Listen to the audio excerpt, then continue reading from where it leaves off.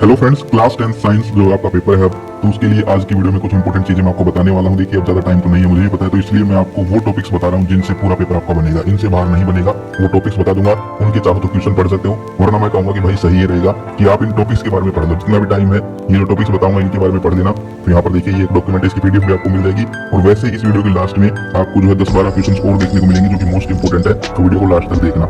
तो यहाँ पर जो है देख सकते हो आप लोग कुछ इंपोर्टेंट टिप्स बता रखी है कि समझकर याद करें, रटने से बचे, क्योंकि अब जो क्वेश्चन आने लग गए वो थोड़े अंडरस्टैंडिंग बेस्ड क्वेश्चन आते हैं। इसके अलावा फॉर्मूले याद कर लें, डायग्राम पर लेबलिंग जरूर करने वरना नंबर कट जाते हैं। तो ये कुछ इंपोर्टेंट बातें थी। अब देखिए इंपोर्टेंट टॉपिक्स मैं आपको बता देता हूँ।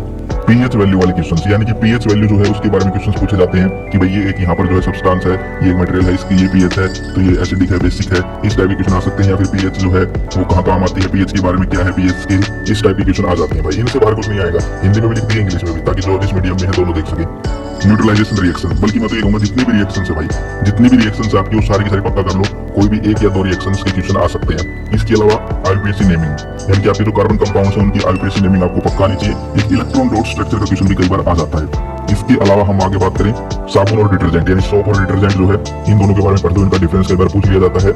आगे है मानव श्वसन तंत्र, यानी कि human respiratory system, most important है, इसका बड़ा क्वेश्चन आ सकता है। मानव मस्तिष्क, ह्यूमन ब्रेन, इसके ऊपर भी क्वेश्चन आ सकता है। बाइनरी फ्यूजन, विखंडन प्रक्रिया, इसके ऊपर भी क्वेश्चन आ सकता है। स्ट्रक्चर ऑफ ए फ्लावर, पुष्प की संरचना, मोस्ट इंपोर्टेंट टॉपिक है, पता कर लो।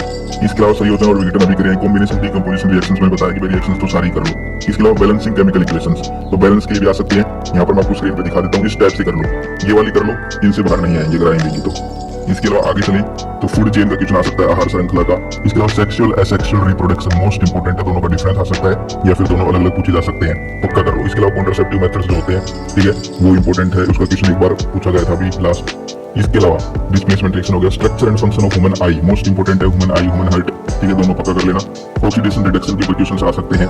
इसके बाद definition and chemical properties of acid, base and salt, यानी इनकी डेफिनेशन और इनकी सिर्फ केमिकल प्रॉपर्टीज, समझ गए। थोड़ी सी क्वेश्चन करने हैं बस आपको, थोड़े से टॉपिक्स हैं, थोड़े से क्वेश्चन, ज्यादा पढ़ने की जरूरत नहीं है।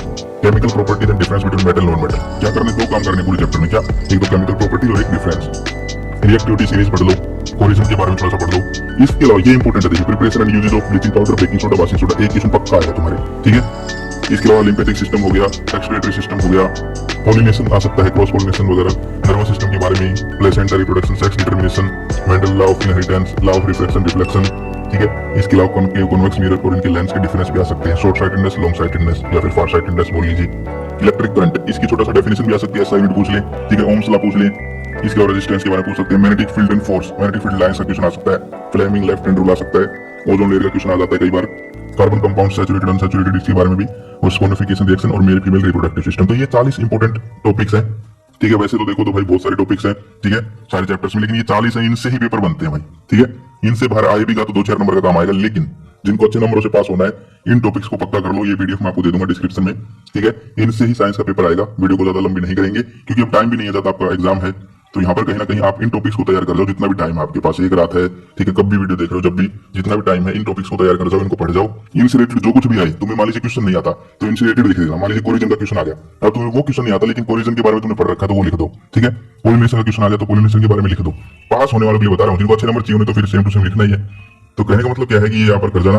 अब जो है ये पीडीएफ आपको मिल जाएगी डिस्क्रिप्शन में। और हाँ, 2025 वाला जो पेपर जो भी हुआ था मार्च में, उसको पक्का कर जाना भाई, उसमें से भी कुछ इंपोर्टेंट क्वेश्चन है जो कि आ सकते हैं।